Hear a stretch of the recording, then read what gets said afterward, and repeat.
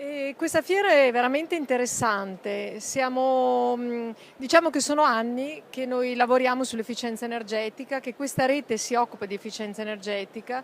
Noi in particolare forniamo una parte della tecnologia, ci occupiamo di integrazioni di tecnologia, abbiamo molto investito per proporre impianti con risparmio energetico, con efficienza garantita.